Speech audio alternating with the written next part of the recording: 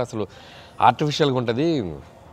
అంటే నయనతారగానే ముందు సాహు గారికి థాంక్స్ చెప్పాలి సార్. ఎందుకంటే ఆ ఛానెల్‌ని ఎక్కువసేపు కదిపి ఇది చేశారు. తర్వాత సుస్మిత గారు అటు నుంచి నరుక్కొచ్చారు. ఇద్దరు వీళ్ళిద్దరు బ్యాక్ ఎండ్‌లో ఒక వర్క్ చేసి పెట్టారు. చేసి పెట్టాక నాకు ఫోన్‌లోకి టచ్‌లోకి వచ్చింది అమ్మాయి. కథ చెప్పాక ఫస్ట్ కథ బాగా ఎక్సైట్ అయింది సార్. కథ బాగా ఎక్సైట్ అయింది. ఎక్సైట్ అయ్యాక చిన్న టెక్నికాలిటీస్ ఇష్యూస్ జరుగుతున్నాయి. ఇంకా అమ్మాయి కష్టమేలేమో అనే స్థితికి వచ్చింది. డ్రాప్ అయిపోదాం అనుకున్న టైంలో ఫోన్ చేసింది అమ్మాయి. Anil, I like the script, I want to do film with Chiranjeevi garu and that to Venky garu also. There is like it's going to be very super project. పడలాం ఏం చేద్దాం ఇప్పుడు అంది. ఇది టెక్నికాలిటీస్ కొద్దిగా సెట్ అవ్వట్లేదే అంది.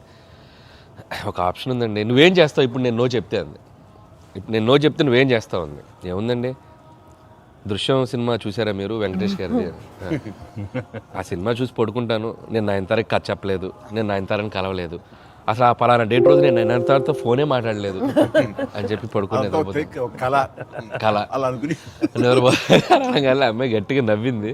నవ్వి okay I will do it for you అని చెప్పి నేను చాలా హానెస్ట్గా చెప్పాను సార్. అంటే లైక్ తను నాతోటి సిస్టర్గా చేసింది కదా గాడ్ ఫాదర్లో, and very powerful character, powerful brother and sister. అది ఇందులో మళ్ళీ ప్రియురాలుగా పెట్టాలని లేకపోతే ఎక్స్ వైఫ్గా పెట్టాలని ఆ థాట్ వచ్చినప్పుడు నీకు అది సెట్ బ్యాక్ అవుతుంది, చెల్లిగా చేసి మళ్ళీ ఇదేంటారా పెళ్ళగా అనే ఫీలింగ్ ఉంటుందా నీకు ఎప్పుడు అనిపించిందా? అంటే అనిపించలేదు సార్, ఎందుకంటే ముందు సైరాలో మీ వైఫ్గా చేసింది కాబట్టి బ్యాలెన్స్ అవుద్ది అనుకున్నా.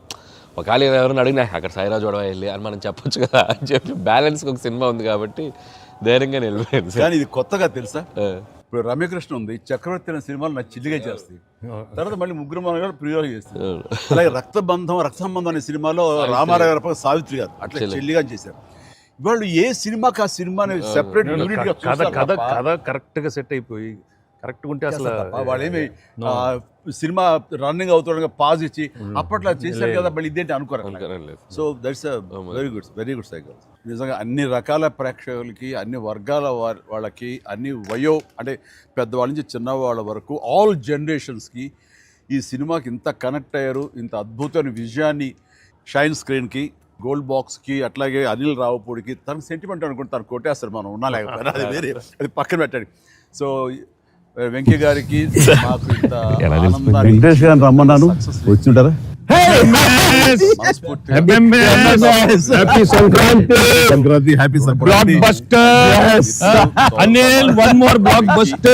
పెద్ద మనసుతోటి ఈ సినిమా ఒప్పుకొని దానికి పూర్తి స్థాయిలో మనసావాచ కర్మణ ఇన్వాల్వ్ చేసి ఇది ఇంత రక్తి కట్టడానికి ఫినిషింగ్ వచ్చేసరి సినిమా ఆ మరో లెవెల్ వెళ్ళడానికి కారణమైనటువంటి నా మిత్రులు కూడా మీ అందరి సమక్షంలో నా హృదయపూర్వక ధన్యవాదాలు తెలియజేస్తాను.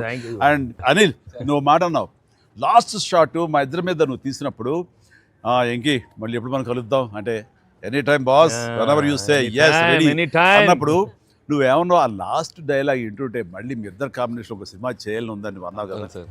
నిజంగా చెప్తాను, ఈ రోజున నువ్వు బెస్ట్ స్క్రిప్ట్తో రా, నాది చిన్న క్యామియో అని పర్వాలేదు, మెయిన్ లీడ్గా మా బ్రదర్ నువ్వు తీయి, అందులో నేను మళ్ళీ ఇలాంటి క్యామియో వేసి అక్కడ నేను నిలబెడతాను.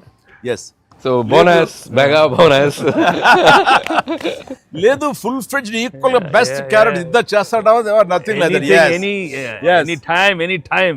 Thank you all. Very happy Sankranti. మనస్ఫూర్తిగా మీ అందరికీ థ్యాంక్స్ చెప్పుకుంటున్నాను. Thank you. తెలుగు ప్రేక్షకులందరికీ సంక్రాంతి శుభాకాంక్షలు. ఈ సంక్రాంతి కూడా మర్చిపోలేని ఒక విజయాన్ని అందించారు, దట్టు నాకు ఇష్టమైన ఇద్దరు హీరోలతో. And thank you so much.